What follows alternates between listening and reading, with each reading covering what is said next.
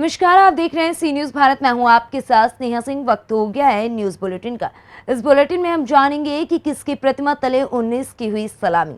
साथ ही जानेंगे कि कहां विशेष सचिव की टिप्पणी से अधिवक्ताओं में है रोष। ऐसी तमाम खबरों पर विस्तार से करेंगे चर्चा। तो चलिए शुरू करते हैं खबरों का सिलसिला। झांसी में आज मानव विकास संस्थान के तत्वाधान में अध्यक्ष द्वारा डॉक्टर MS निगम एवं इंजीनियर PN गुप्ता की संयुक्त अध्यक्षता में संस्थान के राष्ट्रीय कन्वीनर अशोक अग्रवाल काका के सानिध्य में सूरज प्रसाद बालिका इंटर कॉलेज की प्रधानाचार्य निधि चौहान के मुख्य आतिथ्य एवं अनूप बिंदल के कार्यक्रम संयोजन में आज सदर बाजार में झांसी रानी के नामित एकमात्र चौराहे पर रानी झांसी लक्ष्मीबाई की प्रतिमा तले रानी को नमन करते हुए 19 की सलामी दी गई। आरंभ में अतिथियों का स्वागत बैज अलंकरण एवं पुष्पगुच्छ भेंट कर तत्पश्चात वंदे मातरम गायन से कार्यक्रम का शुभारंभ किया गया। ब्यूरो रिपोर्ट, सी न्यूज। उत्तर प्रदेश शासन के विशेष सचिव प्रफुल्ल कमल द्वारा अधिवक्ताओं के लिए अशोभनीय टिप्पणी करने एवं थाना बबेरू पुलिस द्वारा अधिवक्ता व उसके परिवार को उत्पीड़न किए जाने के विरोध में अधिवक्ताओं ने बार अध्यक्ष के नेतृत्व में मुख्यमंत्री को संबोधित ज्ञापन SDM को सौंपा है। बार एसोसिएशन के अध्यक्ष दुर्गा नारायण सिंह राठौर के नेतृत्व में अधिवक्ता तहसील परिसर में एकत्रित हुए। अधिवक्ताओं ने उत्तर प्रदेश के मुख्यमंत्री योगी आदित्यनाथ को संबोधित ज्ञापन SDM अशोक कुमार को सौंपा।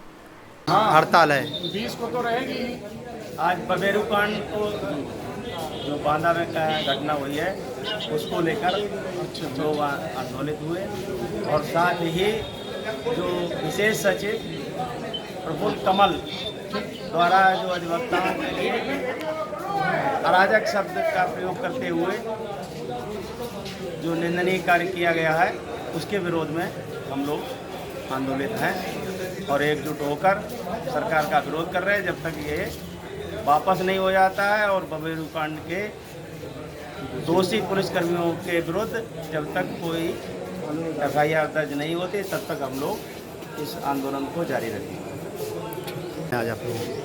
आज जो उत्तर प्रदेश सरकार के विशेष सचिव के द्वारा एक 14 तारीख में पत्र जारी कर ये कहा अधिवक्ताओं के लिए अराजक शब्द का प्रयोग किया गया है, इसकी बार एसोसिएशन शिवरामऊ के अधिवक्ताओं के द्वारा घोर निंदा की गई और उनके उस वक्तव्य के विरोध में आज यहाँ पर पूरी तरह से हड़ताल कर न्याय कार्य से व्रत रहने का निर्णय लिया गया है। और उस परिप्रेक्ष्य में आज सभी इकट्ठे होकर समस्त न्यायालयों में उस प्रस्ताव को दिया गया है और प्रस्ताव देने के बाद हम सभी लोग यहाँ पर न्याय कार्य से व्रत हैं। जहाँ तक उनके द्वारा उस पत्र के माध्यम से सोशल मीडिया पर वायरल कर अधिवक्ताओं को निंदा, अधिवक्ताओं को अराजक कहने का जो वक्तव्य दिया गया है या लिखित रूप में संबंधित DMs को भेजा गया है। अब सोचने का प्रश्न ये है कि अधिवक्ता जो वादकारियों को न्याय दिलाता है, हर न्यायिक प्रक्रिया में वो अपनी अहम भागीदारी निभाता है। माननीय उच्चतम न्यायालय के द्वारा उनको ऑफिसर ऑफ द कोर्ट कहा गया है। इन सबके बावजूद भी सरकार के एक सचिव के द्वारा अधिवक्ताओं को अराजक कहना, ये उनकी मानसिक विकलांगता का प्रमाण है। अराजकता कहाँ होती है? सरकारी तंत्र में ढूंढें, जहाँ पर स्कूलों में बच्चों से परीक्षा के नाम से, प्रैक्टिकल के नाम से पैसे लेकर रिश्वत ली जा रही है। कन्नौज से सी न्यूज संवाददाता महेश गौड़ की रिपोर्ट। जनपद मिर्जापुर अंतर्गत विकासखंड नारायणपुर के ग्राम बैकुंठपुर से गंगा घाट मार्ग पर बह रहे गंदे पानी को लेकर आक्रोशित ग्रामीणों ने गंगा घाट पर उग्र प्रदर्शन कर नारेबाजी की।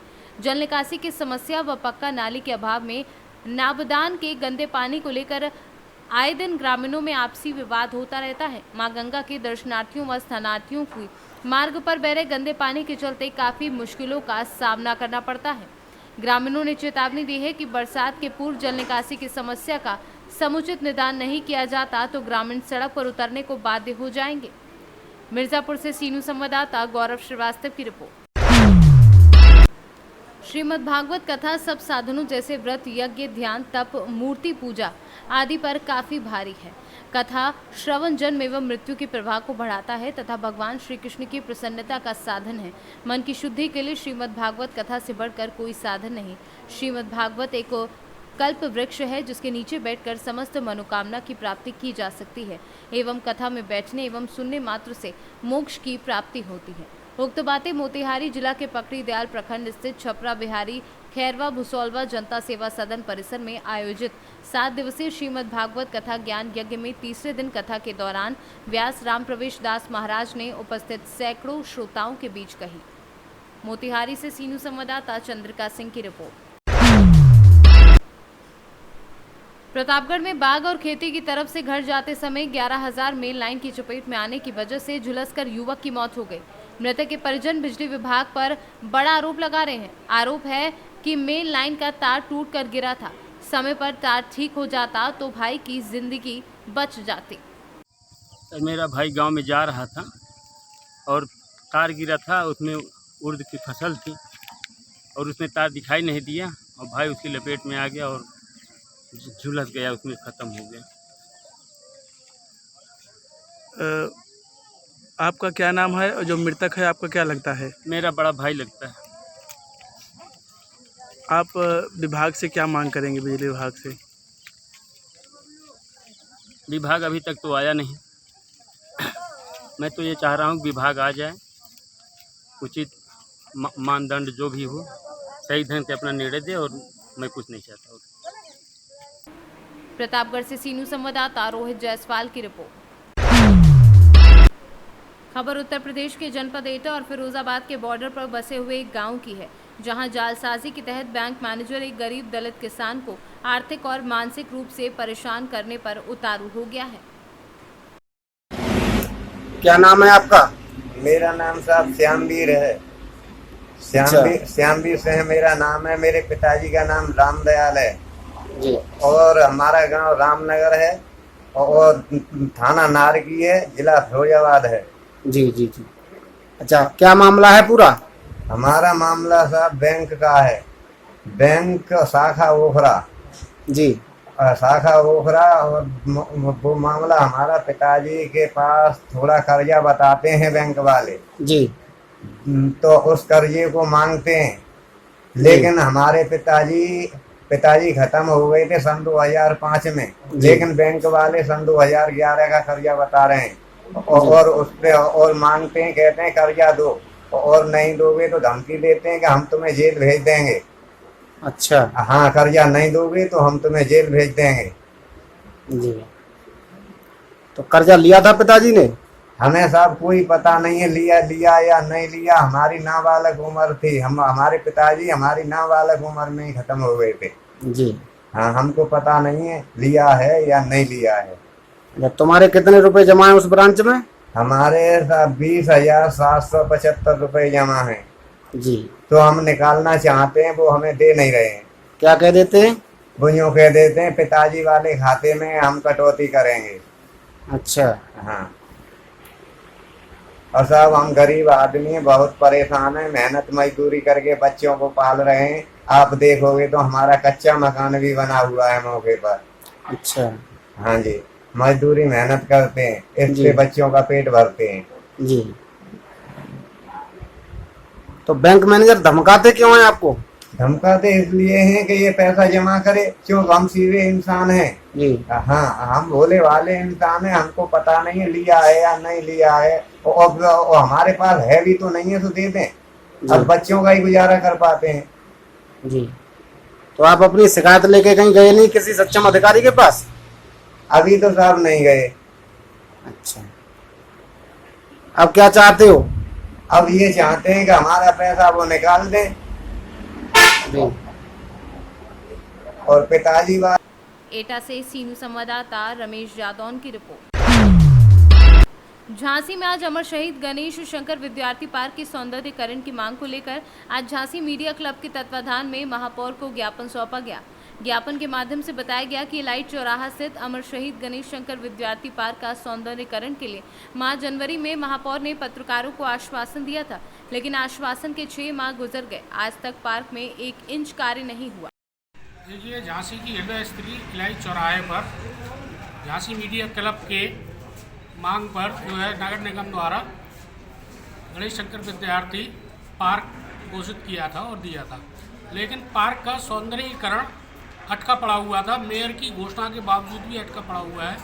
इसको लेकर पत्रकारों में आक्रोश है, क्योंकि पत्रकारों को बैठने की सही व्यवस्था और सुविधा उपलब्ध नहीं हो पा रही है। इसको लेकर आज पत्रकारों ने झांसी मीडिया क्लब के अध्यक्ष मुकेश वर्मा के नेतृत्व में ज्ञापन दिया, मेयर को संबोधित और चेतावनी दी कि अगर 2 दिन के अंदर में निर्माण कार्य जो भी प्रस्तावित है सौंदर्यीकरण कार्य शुरू नहीं किया गया तो आंदोलन किया जाएगा और मेयर साहब को चैम्बर में बैठने नहीं दिया जाएगा जब तक हम लोगों का काम शुरू नहीं होगा। जी को संबोधित एक ज्ञापन है, ये जो एलाइट चौराहे पे एक पार्क है उसके जीर्णोद्धार से संबंधित है, तो ज्ञापन ले लिया है, संबंधित निर्माण विभाग को उसको प्रेषित कर दिया जाएगा। और अभी जो चीफ इंजीनियर हैं वो बीमार चल रहे हैं, छुट्टी पे हैं, संभवतः सोमवार को आ जाएंगे। उसके पश्चात जो भी कार्रवाई है नियमानुसार उसको संपादित कराया जाएगा। झांसी से सीनू संवाददाता राजीव सक्सेना की रिपोर्ट। हेरहंज प्रखंड क्षेत्र के सेरनदाग पंचायत के मोहरी मूसा मते पति स्वर्गीय देवनंदन भुइया उर्फ गुनु भुइया के घर में 3 दिनों से लोग भूख से तड़प रहे हैं, लेकिन अब तक मुसीबतों से निकालने वाला कोई नहीं पहुंचा है। खुशबू स्कूल जाती है? नहीं। क्यों नहीं जाती है? ऐसे है, मैया छोड़ के हम नहीं जाइए। अच्छा, मम्मी की तबीयत खराब है? हाँ। क्या हुआ है? विकलांग है। अच्छा, अब बोलती है कि नहीं? नहीं। तो कितना लोग यहाँ पे रहती है तुम लोग? 4 गो। तो तुमसे सब छोटे छोटे हैं? हाँ। तुम ही बड़ है? हाँ। और मम्मी? हाँ। मम्मी अथी है? हाँ। तो मम्मी के छोड़ के नहीं जाती स्कूल? नहीं। नाम नहीं लिखाया है? नहीं। तो क्या मामला है, क्यों भूखे है तुम? हम 3 दिन से भूखे हैं। क्यों भूखे है? तो चाची स्कूल में खाना बना जाए तो नान के दवा हला नहीं जाए तो चलिए जो कहाँ देते हैं। अच्छा, तो कोई कमाने वाला घर में नहीं है? पापा डेट कर गए हैं? हाँ। कब? 4 साल बाद। 4 साल पहले डेट कर गए हैं। तो डीलर के पास राशन कार्ड है कि नहीं? नहीं। राशन कार्ड भी नहीं है? नहीं। आधार कार्ड भी है? नहीं। नहीं है? नहीं। विधवा पेंशन मिलता है मुनी? नहीं। विधवा विकलांग कुछ नहीं? नहीं। क्या है तेरा घर में? कुछ नहीं। खटिया उटिया सोचने के लिए नहीं है? नहीं। लातेहार से सीनू संवाददाता मनीष गुप्ता की रिपोर्ट। कुशीनगर विकासखंड बिशनपुरा क्षेत्र हिरनही निवासी पनियावा पुल पर सेल्फी लेने के दौरान ट्रेन की चपेट में आने से युवक व युवती की गई जान।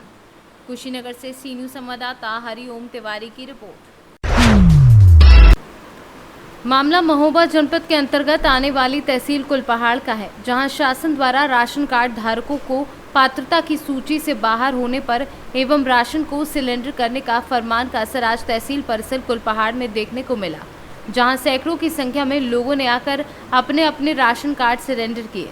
जब इस विषय में खाद्य क्षेत्र अधिकारी एवं सप्लाई इंस्पेक्टर से बात करनी चाहिए तो उन्होंने रिपोर्टर के कैमरे के सामने आने से साफ मना कर दिया और बताया कि हम लोगों को स्टेटमेंट देने का अधिकार नहीं है।